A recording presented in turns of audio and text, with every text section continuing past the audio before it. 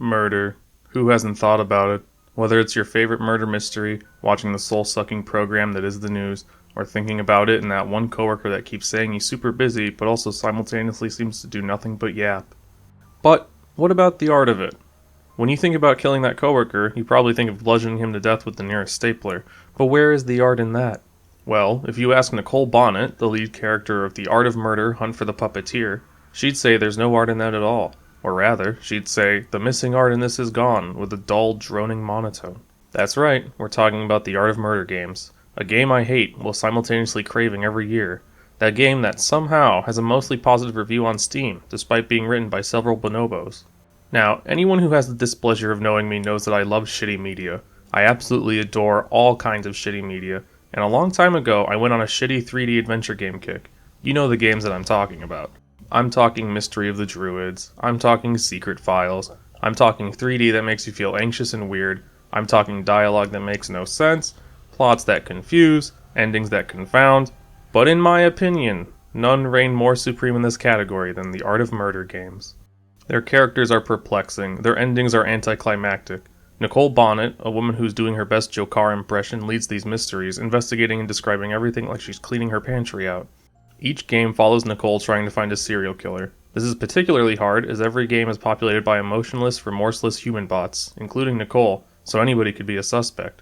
So let's get into this game, and why I keep coming back to it, like a man who promised to go on a diet returns to the life-giving Take 5 Reese's bar.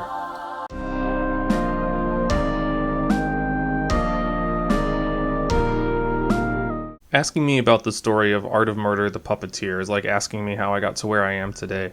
I have a very vague sort of recollection, but every time I think about it, my head starts hurting, and I start reaching for the knives again.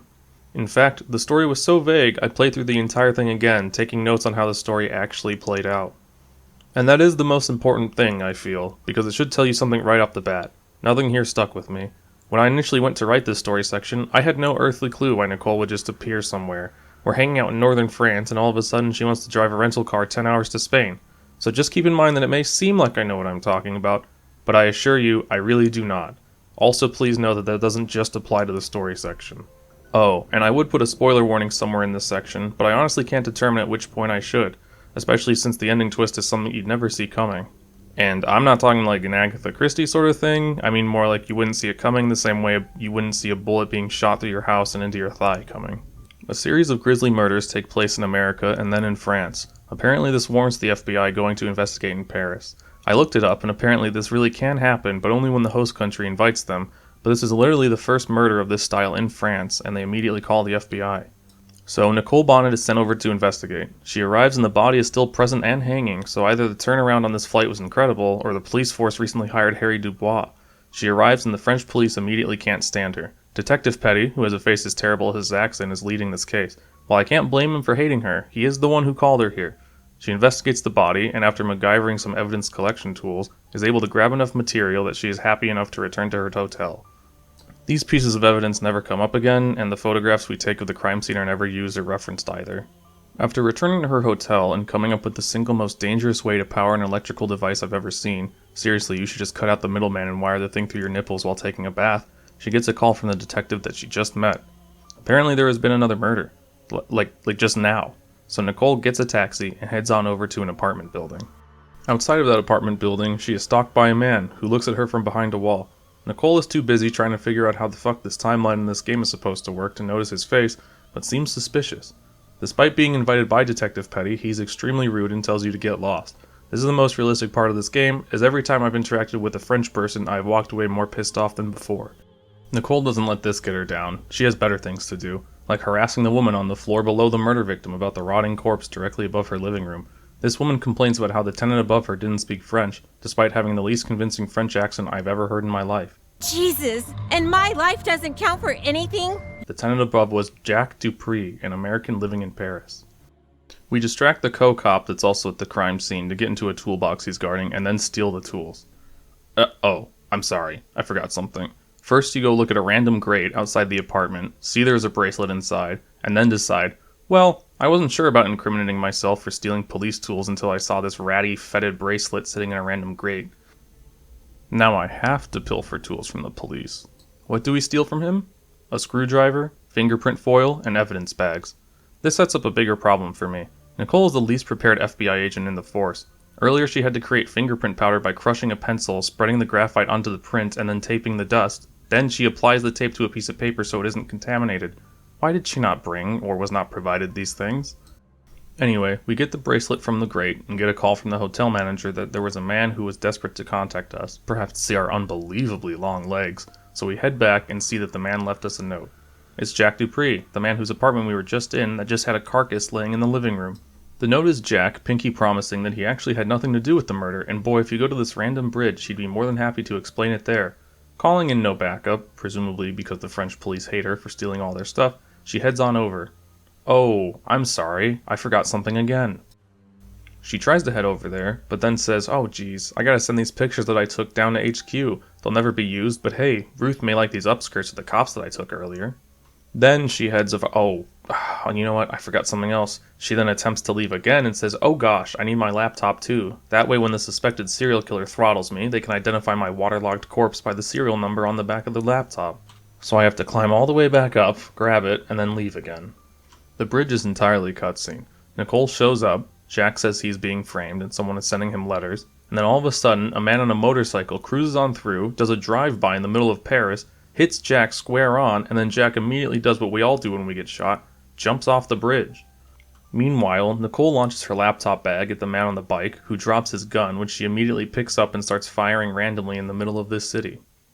So, down one possible suspect and up one brandishing charge, she's brought into the local police station for firing off a loaded gun into a civilian area with intent to kill the suspect. A true American hero. And we are told we are being sent back to America.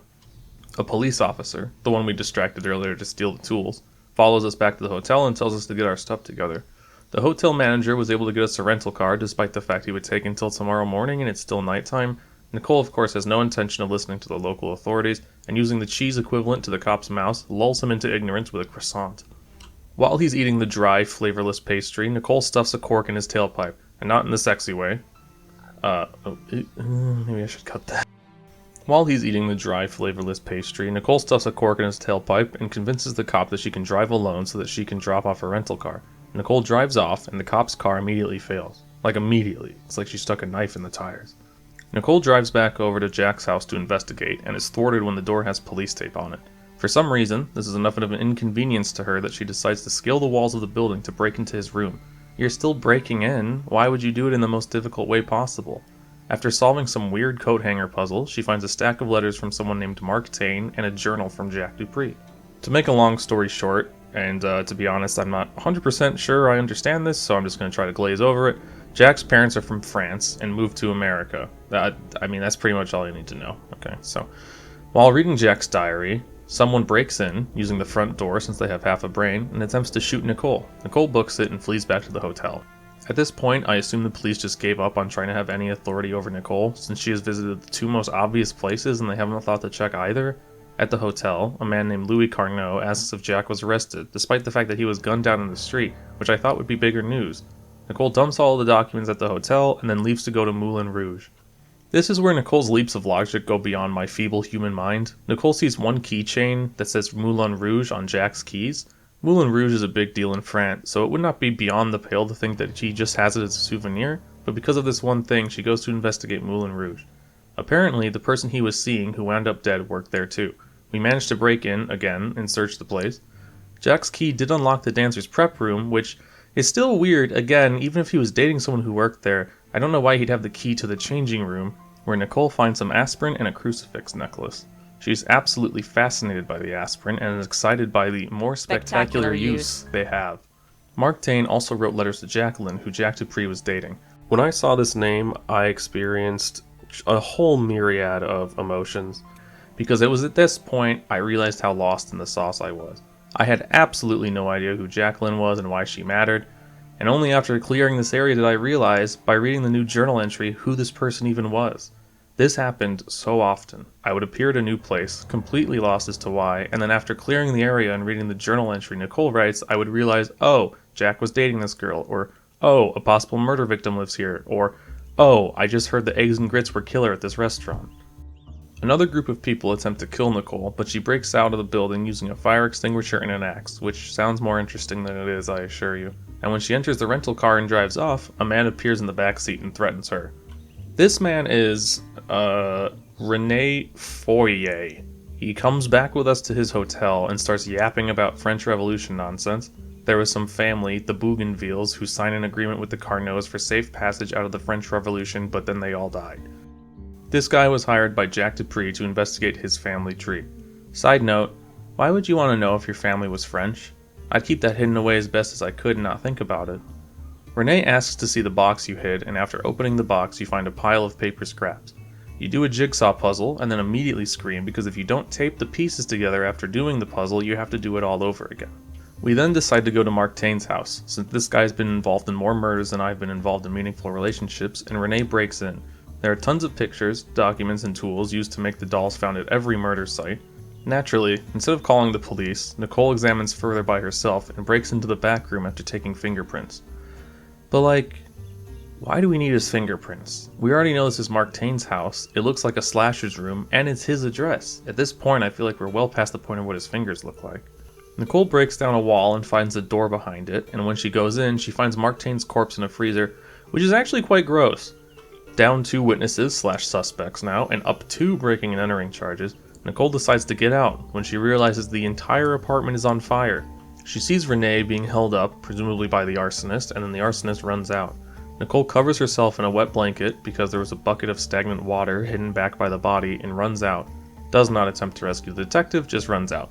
Nicole writes later that she saw him stabbed to death, but he didn't look stabbed to me, the guy was just holding him up. Now Nicole travels to Spain. This is because the detective offhandedly mentioned that the next victim may be a random antiquarian in Spain. We drive all the way down to Spain in a rental car, which breaks conveniently when we arrive in the town we needed to get to. What's nice is, at this point, at least story-wise, very little actually happens because it's mostly comprised of horrendously stupid puzzles.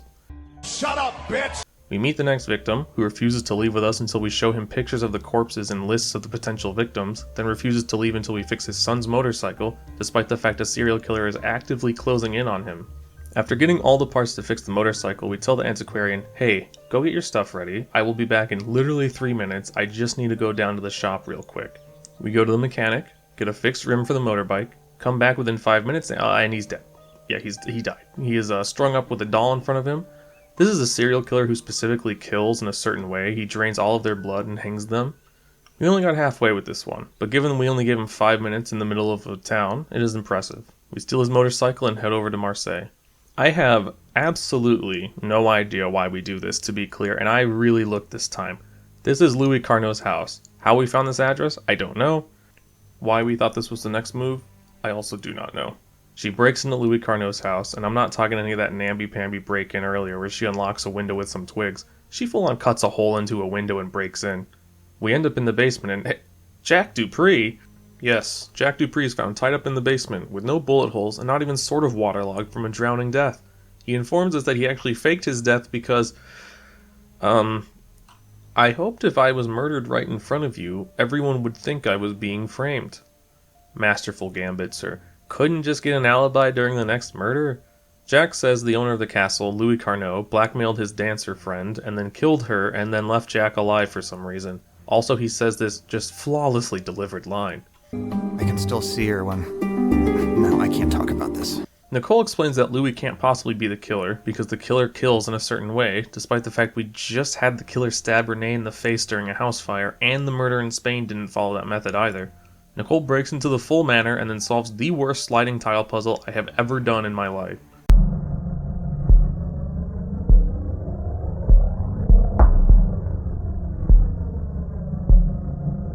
It is also revealed that Louis has a brother who wore the same bracelet we saw at Jack's house. You know, that item we got 4 hours of playtime ago and that vanished from our inventory. Just keep that in the back of your mind. Nicole finally gets caught during a break-in and we get a minute-long comedy bit about being chased by dogs. We somehow escape the manor while being chased by those dogs, and she is rescued by Nick Romsky, supposedly her partner from the first game. I wouldn't know, because I tried to play the first game and it was so dodgy that even I stopped playing it. How he found us, and why he flew all the way to Spain just to help us escape is beyond me, but somehow, through reasons I cannot possibly comprehend, Nicole deduces we must fly to Cuba. Nick hooks us up with someone who can fly us into Havana, and we're on our way. In case you were wondering, I didn't forget a part there. We do in fact just leave Jack Dupree to his fate in the basement. Enjoy sucking the condensation off the stove for hydration, my friend, even when we know you're innocent now. So, we're in Havana.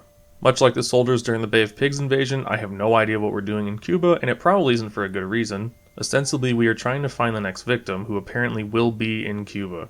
Not sure how we came to this conclusion, but we need to find an archivist who will be able to give us their address and information. We find him, bribe him with a can of cigars, and then for the first time, see a non-Nicole character up close and realize we are living in a world comprised of burn victims.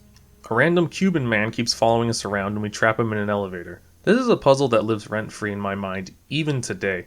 I have no idea how this puzzle works, but we'll get into that later on. We manage to get him into the elevator and close it on him. He is described as an operative, and in the manual he is named Cuban. This is your boy coming at you from the future. I wanted to talk about this instruction manual. I didn't really bring it up in the rest of the video, but since I'm bringing it up here, I wanted to, talk about it a little bit. This instruction manual has a character from Chronicles of Mystery. It has the Cuban guy that I just mentioned. It has the random mechanic and Manuel, who is a random guy later on in Cuba, but it doesn't have Louis, the main supposed villain of the entire game. It does have his brother, who, spoiler warning, turns out to be the main murderer, but it does not have Louis for some reason. Another thing is that they refer to Art of Murder as a warmly received, which I feel is somewhat telling. Since these are the developers of the game, you'd think that they'd want to really bootlick for the old one. And lastly, I've been including funny pictures of Nicole throughout this entire video in the background, but the one in the instruction manual truly takes the cake and is probably the one I will use from here on out, because she is stanced up, she has a funny face, her lips are curling up like she's the Joker. It's just an incredible picture. Anyway, I'm sorry for this brief interruption. Let's get back to it. To be fair, we are from a government that notoriously hates Cuba for no reason, so I can't really blame him for wanting to monitor us. After that, the archivist agrees to help us and manages to find the address of the next murder victim. It's far away, and the archivist offers his actual car for us to use. So we fix his car and then just take it to the next location. And by the way Nicole drives is not doing any favors to the perception of Americans in Cuba. She drives sober the way I drive after I hit the strawberry daiquiris too hard after a breakup. We were told the location of the next murder victim, but not anywhere precisely, just one town. So when we arrive, we ask a taxi driver if he knows where this person is. He doesn't, but he suggests going to the local psychic, probably while giggling under his breath that we actually fell for it. So we are going to try to meet Madame Boudreaux. Madame Boudreaux is one of those people who claims that they can heal any sickness by waving her hands and making you smell a certain kind of herb, because boy, cancer sure can do a number on your thyroid, but is absolutely pissed terrified of vinegar mixed with lavender. Unfortunately, we cannot meet her because there are a bunch of people in line already to visit her, so they too can smell the dog's crotch runnings mixed with a blended carrot, so Nicole needs to find a way in. The person guarding the building tells Nicole there is a 2-day wait, and also that, wink wink, her fan is broken, and gosh, it would be so nice if it worked. Nicole checks out the fan and realizes that the brushes are broken. I have not once heard of this thing in a fan or any electronic device, but Nicole seems to think this is the issue. Through another monumentally shitty puzzle, we grind down a different set of brushes and replace it in the fan. Then, Nicole valiantly walks up to the guard of Madame Boudreaux, passing by coughing ill people hoping for one last possible solution, and cuts them all in line. Finally, we meet Madame Boudreaux. She says some vague things alluding to the fact that Nicole may be onto something with the murder, but we need to go get 3 things for her. We ask the guard what those 3 things are, we go get them, we couldn't have gotten them before this moment of course, thank you Art of Murder, return to Madame Boudreaux, find out that she wants us to light one of them on fire, return to the guard, get matches from her, then return back to Madame Boudreaux and light the fire. It's as fun as it sounds, and it sounds like an orphanage burning down with all the occupants inside. Once the herbs have been mixed and burned, Madame Boudreaux gives us a huge plot dump. 1. Bougainville left the 3rd piece of the map in the abandoned estate that I have not mentioned up until now because it's used for 2 puzzles and it's pointless past that. 2. Madame Boudreaux took it from that estate. 3. She implies that she's a descendant of the Bougainvilles or some other French family. I don't fucking know, alright? These names all blend together. They're all brought up so infrequently, it is very hard to remember. After giving us this plot dump in the form of confused ramblings, probably translated from Polish into French and then into English like all the other dialogue in this game, we are treated to a cutscene where someone sneaks up on Nicole and Madame Boudreaux and knocks out Nicole. When Nicole wakes up, all the pieces of the map have been taken from her, and Madame Boudreaux has been strung up, presumably killed by the Puppeteer. This was another blue screen of death brainwave collapse for me, for several reasons. I'll get into the other reasons later as it relates to the final scene of the game, but for now, how did this person manage to pull this off? There is a guard stopping people from getting into her building, there are witnesses everywhere around the house, and the murderer is absolutely a French man who cannot blend in well in Cuba. When Nicole leaves the building, not reporting the murder or anything, naturally, the entire town is empty. So where do you think Nicole goes now? Marseille, the palace from the first half of the game, of course. Why? Well, according to Nicole's journal, she thought there might be more clues there.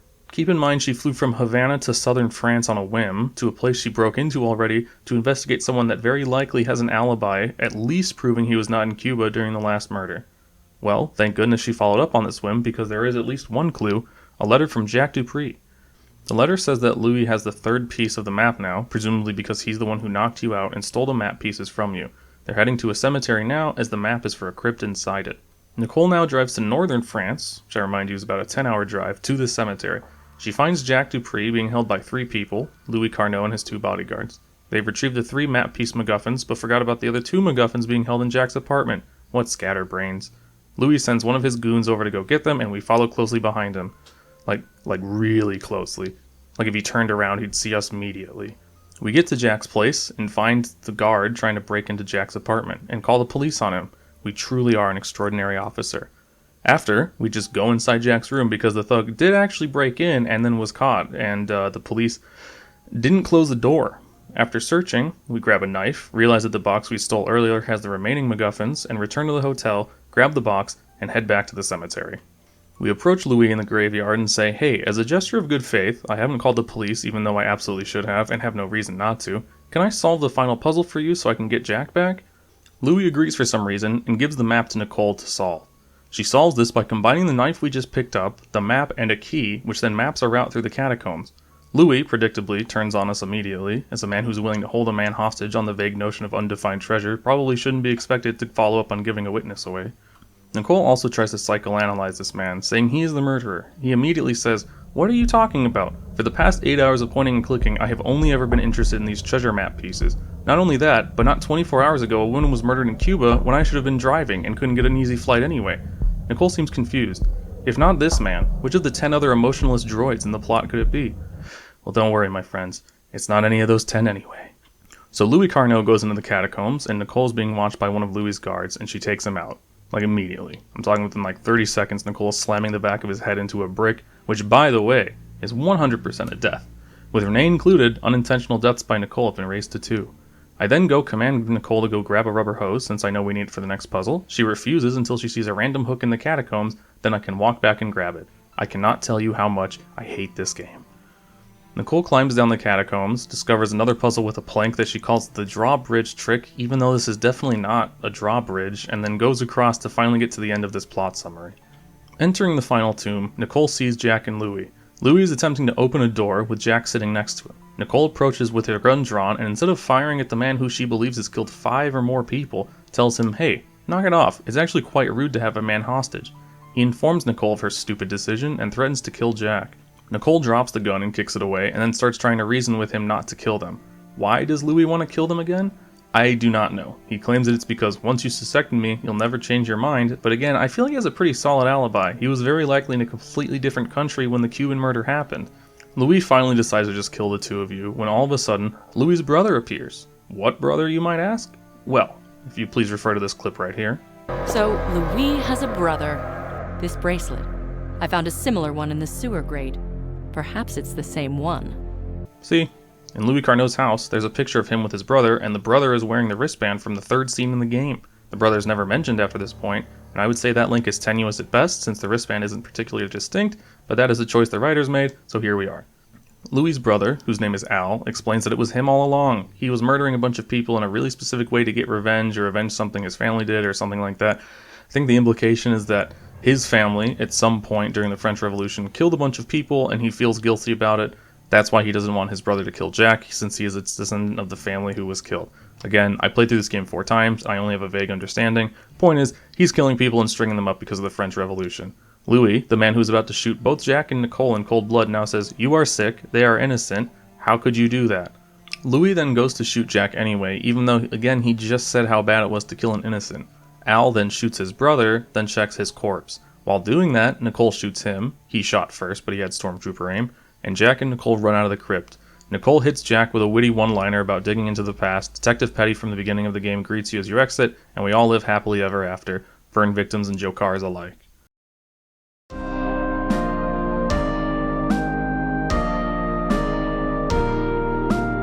Well, that was long-winded, but here's the weird thing about this game. A lot happens, yet it feels like nothing does. So here are some of my biggest issues with the story. The serial killer is not consistent at all. This is a person who we are told has a compulsion to kill in a certain way, and Nicole constantly tries to analyze why they do it. However, the murders lose all consistency later on. Renee is stabbed by the serial killer, and Nicole is left to burn to death in the building, which doesn't match his MO. Maybe that's because these two were not part of the Carnot bloodline or whatever, but even later on he fails to drain their blood like he's supposed to. Another issue is the oodles of evidence we find, collect, and never see again. Why did the first dancer have crystals on her mouth? Whose fingerprint was on the window of the first murder site? Why were the mirrors in the dancer's studio shattered?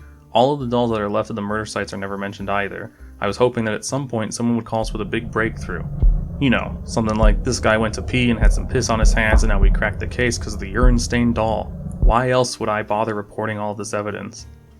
One of the bigger ones I have is Nicole's seeming clairvoyance when it comes to going to the right place at the right time. Nicole just appears places, like a dweeb with a guitar at a party, and somehow manages to always find the right location. Sometimes I can see her logic, maybe Moulin Rouge wasn't a terrible place to search, but I certainly don't know why she decided to go to Cuba or Marseille, especially going to Marseille the second time on a complete whim. Now, this is some deep cut shit for my true Art of Murder heads out there, okay, so stick with me here. Regarding Madame Boudreaux's death, Madame Boudreaux and Nicole are knocked out, presumably because she knows where the map is. I say presumably because the killer took the map pieces from Nicole. But then Nicole wakes up, ignore the issues with all the witnesses I mentioned earlier, Madame Boudreaux has been strung up as if she was murdered by the puppeteer. However, we know that Louis is not the puppeteer with the benefit of hindsight since it's his brother. Does this mean Louis came in, stole the map from Madame Boudreaux, and then immediately after, coincidentally, Al came in and also murdered her puppeteer style? It makes no sense. Do these things take me out of the game? Yes. Does it matter? No. Because anytime I realize one of these things, I just laugh. Because that's Art of Murder. I played it because I knew it would suck, and it met those expectations.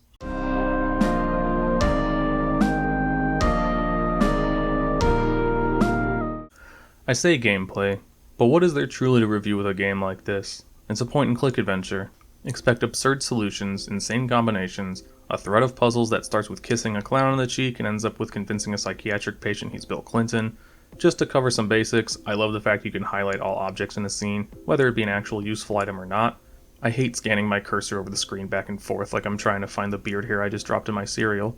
It is temperamental. I remember seeing some things I could interact with that were not marked by that function, but they were never important things, just flavor text. You can double click to make Nicole run, and if you double click to a scene transfer you've already been in, it'll just fast forward you to the place. And with the amount of backtracking this game has, trust me when I say that comes in pretty handy. There are some other things I want to discuss about general gameplay, but let's get into the biggest thing. The puzzles.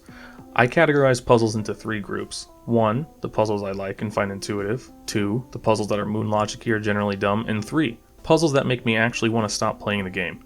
I'll start with the ones I like. Don't worry, it won't take long. I like the puzzle where you have to fix a hole in a tire and you need to identify where the leak is. The air goes out of the tire so quickly I kind of doubt we'd actually need to follow the steps that we do, but it makes sense to me if it was a really small hole. Having to use the fountain and marker were interesting. The charging of the laptop by using the lamp seems extremely dangerous, but I'm not intelligent enough to know if that would actually work, so I can't blame the game for that. The idea in itself isn't terrible, and the area you have to explore is small, so finding things to smash together like you're making the world's worst cake isn't as bad as it could be. Originally I put this one under puzzles that were dumb and nonsensical, but after realizing I was the dumb and nonsensical one, I'd like to promote it to this rank. That's right, it's the Alka-Seltzer puzzle at Marseille. When you pick up this Alka-Seltzer, which the game identifies as aspirin for some reason, Nicole says, "These fizz, and they have a more spectacular use." I have not once in my life heard this, but apparently if you mix Alka-Seltzer with salt water, it makes a kind of rocket where it shoots off into the air. Presumably this is what she was referencing. From what I've seen online, this does look like a thing with some actual thrust to it, so Nicole puts it against a wall with a rock, which pushes a doorbell. Obviously it's still stupid, don't mistake me. The rock falling on the doorbell and activating it is very hard to believe, and nearly all the items are found one screen away, but hey, it is something. And that's pretty much all I can remember liking. Let's discuss the much more interesting puzzles, the dumb ones. There are lots of puzzles in this I would describe as picking shit up puzzles. That is, you pick something up, it is very obviously used for a very specific thing, and then you go use it for that thing. Example of this is when you're scaling a building and have to take pieces of wood and metal bars, go literally one screen to the right, and then use them to make a ladder. Not exactly brain ticklers here. Another one is when you're trying to break into Mark Tane's back room. First of all, you use a tool in the same room as the door to break down some drywall that was covering the door. In the same room, you also pick up Mark Tane's ID, which you then use to pick the lock. These are not hard puzzles, and they make me wonder why we don't just use something from previous parts of the game, or just don't waste my time and have the door unlocked already.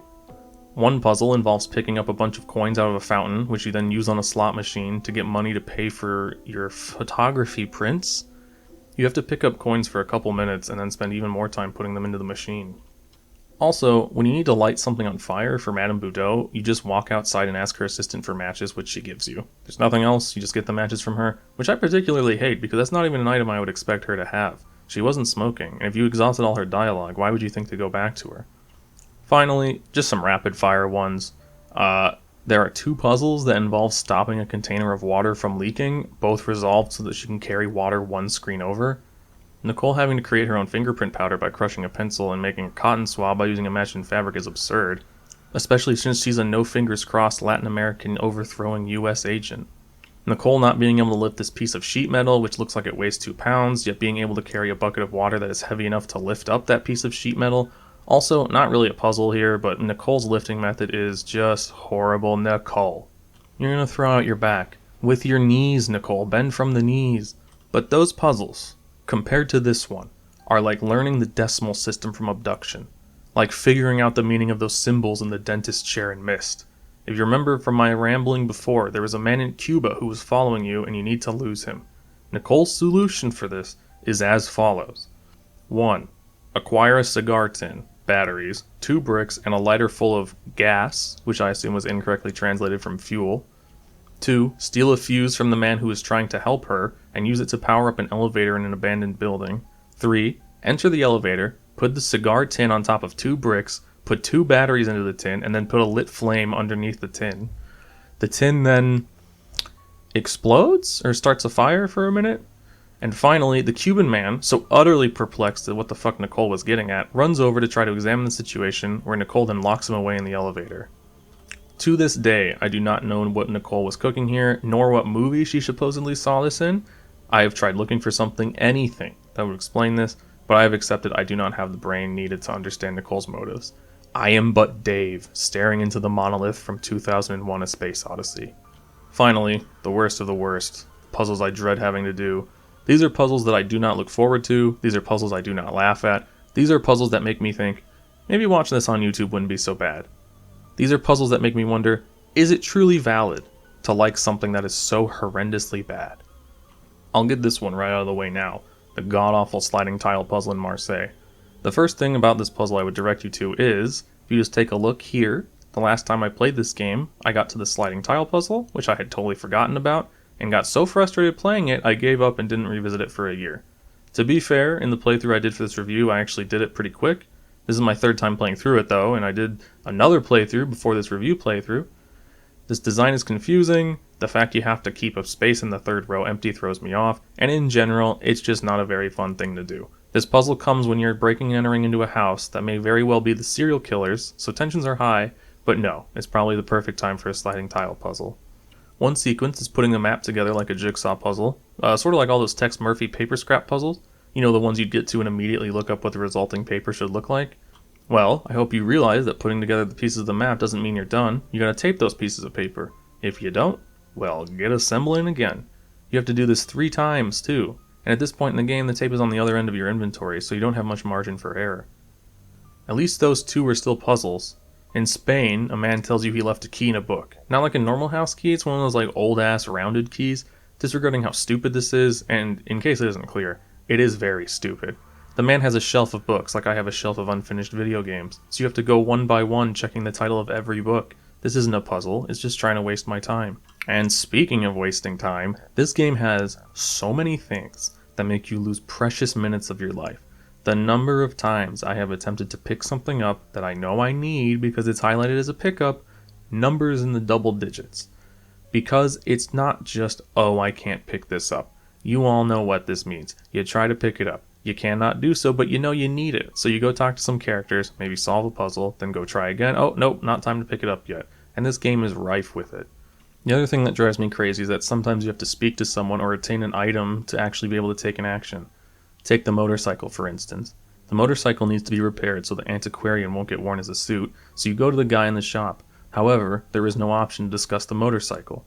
This is strange because the antiquarian has said to us, I already spoke to the man in the shop. You have to first go to the motorcycle, see that a wheel is missing, talk to the antiquarian, and then steal his marker. Then, when you go to talk to the mechanic, a dialogue option actually appears. Not only that, but later on it's revealed that the motorcycle wheel has a hole in it and you need a patch. The mechanic has already made it clear that he ran out of repair kits long ago, and there's a rubber patch in the roof of the antiquarian's house. Nicole refuses to try to get this patch unless you go back to the mechanic, ask for a patch, and he says no. Then, Nicole will take one from the roof. These things are small, but they eat up so much time as you go back and forth. Cuba is far and away the worst part of this game, by the way, which is tragic because it has some of my favorite environments. The pictures of Castro and Che are cool, I like the old school cars, and the buildings look nice, but there is so much backtracking. Try to get cigars, Nicole won't do it. Go speak to a man who wants cigars, go get them. He wants his lighter filled, go get the fuel for it. Just so much back and forth for basically a non-puzzle. These sequences are boring, and the outcome seems strange to me. Give a man a fruit, and he gives you an engine belt? The item placement doesn't make much sense either. Why is there a full tin of cigars in a broken down elevator? Why is there a pillow randomly sitting in front of Madame Boudreaux's house? And why the fuck can I not pick up this stick? So, in conclusion, it's all I ever wanted from a shitty point-and-click adventure game. It has just enough jank it's funny, and the things that aren't funny are few and far in between.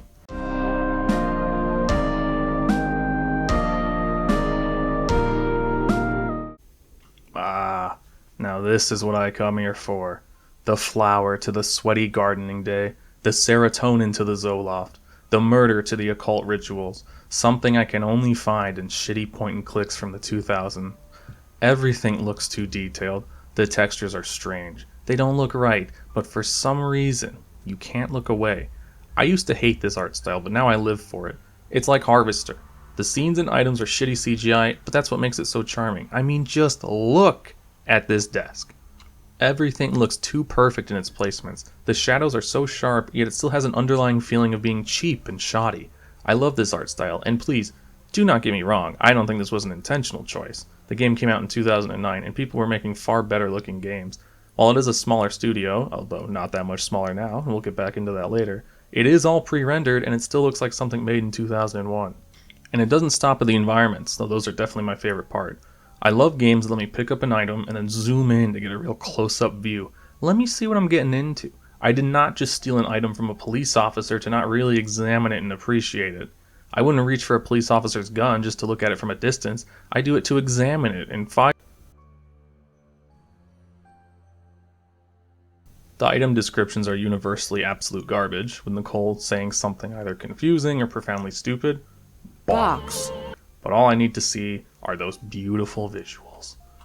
The characters look horrible, looking like cardboard cutouts of people who just escaped a fire at the Oily Rag Emporium, and even Nicole herself looks strange. With a chin you could cut diamonds with and a bizarrely well-defined ass for wearing baggier jeans, her animations are stiff and reused. She's also very gangly, and I don't know where to put this in, but her sneaking animation? Her photo-taking position is another one of my favorites. She changes outfits 3 times, each looks painted on, and I'm not talking like a sexy skin-tight way, but more of like a rough-looking color job, but that's not what I come to these games for. Those environments I mentioned earlier, that's all I'm looking at in this game. I can't take my eyes off it, and I just love the art style. And as someone who loves poorly modeling things in Blender, I respect the hustle. You see this lamp? It took me 4 hours and 2 crying fits to finish, and it still looks like shit. So I can appreciate these graphics, even though they aren't good. It's strange, right? You look at something like Elden Ring, I almost don't even think about how hard it would be to model all of this. But when you show me something like Art of Murder 2, Nicole's Wild Spring Break, I think about how much time probably went into these environments. Some legitimate effort went into laying out these items, in a game that's mostly shitty. I particularly like any environment when you go inside a building and look at people's stuff. Nicole's hotel room, the back room at Moulin Rouge, the Puppeteer's hideout, all visually delightful. It's like a warm blanket for me. I want them as desktop backgrounds, just minus Nicole's chin blocking half the scene.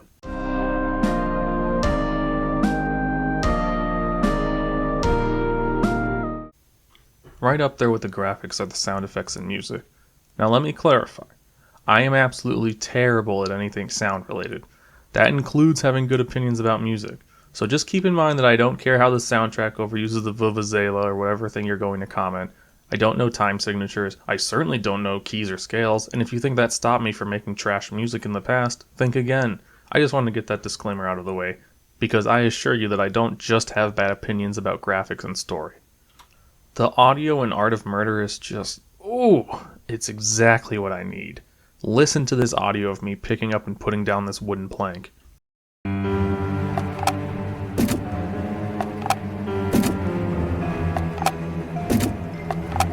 Oh, it just feels right. And I'm not talking like, oh, this is what it would sound like if I put a piece of wood on two metal sticks, because I assure you it wouldn't sound like this, but just listen to it.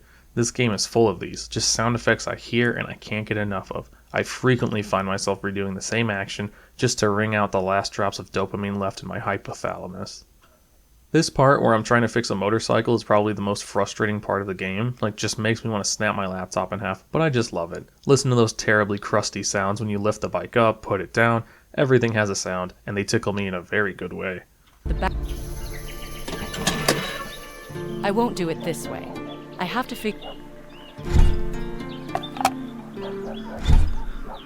These items don't match. This is hard for me to say, but the music is actually pretty good. And I don't mean for this game. This is something I'd listen to in the car, then turn down really quiet when I go through the Panera Bread drive-thru so I don't embarrass myself playing video game music again. Particularly the music in the French parts I really like. This time of day. Provided you can find a parking space. Either way, I'd like to have it now. There's this weird one with howls in the background.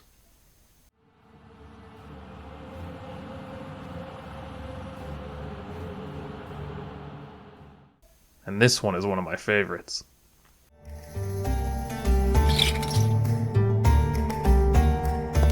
It seems to be a valuable souvenir.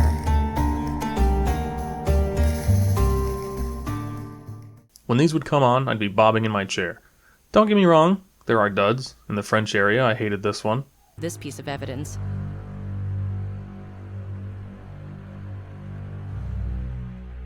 And finally, the voice acting. Where do I even start? I think it's definitely safe to say these people recorded these lines in different studios, very likely different days, and most likely so far apart they'd need passports to meet up with each other. Sometimes they can pull off the accents like they're supposed to, but a lot of times they just sound American. My favorite one would be the woman living below Jack Dupree. She complains that Jack doesn't speak French, yet has the worst accent I've ever heard in my life. She also says this line, Jesus, and my life doesn't count for anything? which is hilarious. Also, later on when you meet up with Jack Dupree and he informs you that the latest tart who was strung up was his lover, he gives you this incredibly delivered line. I'm so sorry. I can still see her when... No, I can't talk about this. And the writing itself certainly doesn't help. Presumably the voice actors just read straight off the script and had no questions. Questions that may have helped, like, why does Nicole keep saying random words? Box. Heavy metal key. Nicole herself says some of the most confounding things in the game. Here are some fun examples. The famous carousel of drunk artists. Calling Inspector Petty would bury our chances. And with me, it's even worse. But we have to go there. Let's go there on our own then, but don't expect a pat on the back for it. Too bad. We're dealing with an emergency situation here. This anchor could even hold a sizable sailboat. Wow. Amazing. A robust package will get where I wanted to. A locker filled with rubbish. We need an alternative solution. We need an alternative solution. We need an alternative solution. We need an alternative solution. We need an alternative solution. As for the actual recording quality, I can't tell. Please refer to the first portion of this section, though I'm sure if I didn't have the ears of a 1940s soldier who manned the artillery, I'd be able to notice that it's bad.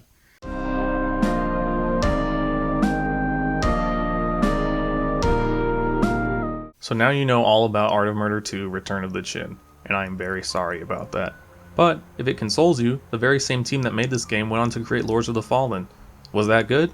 No, not really. Neither of them were particularly great. They were just Dark Souls ripoffs, but you can't deny it's a big step up. Alright, I'm just putting this in here. I'm sick.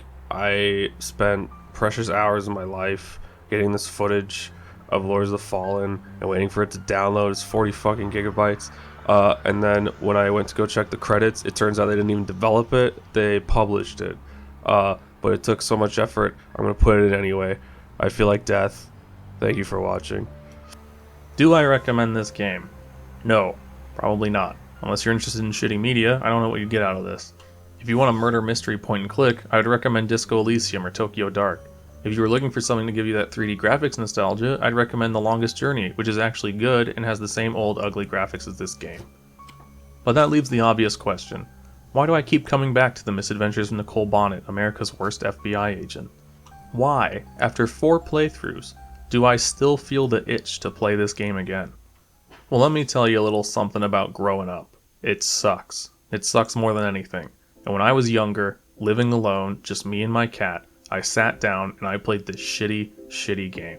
I wasn't stuck working late. I wasn't worried about mortgages. I didn't have to worry about my health. All of my family was still alive, and I wasn't balding. And when those credits rolled on me, I remember thinking, wow, that was fucking terrible, and immediately deleting it. But something strange happened as I grew up. I'd come home from a stressful day at work, or hot off the heels of an argument with a friend or loved one, and this stupid game would pop into my head, and I'd think about the good times I had. Sitting at my computer, drinking a big gulp from 7-Eleven, not worrying about anything besides where I could find a walkthrough, laughing at all the terrible things it had going for it. Even the very week I write this, I thought about playing it. I think about playing Art of Murder 3 as well, and Secret Files, and every other shitty 3D game you can think of, for the very simple reason that when I played them originally, when I experienced that art style, those sound effects, that absolutely garbage plot, life was a lot simpler. So when you see my hours played on this game, or you see my Steam icon pop up saying Art of Murder 2 instead of whatever visual novel I've latched onto now, you know I'm sitting at my chair, cat on one arm, with a big gulp at my side, trying to capture a simpler time for my memories, and rest easy knowing that by the end of that session, I'll be feeling happier. Unless I get stuck on that fucking sliding tile puzzle.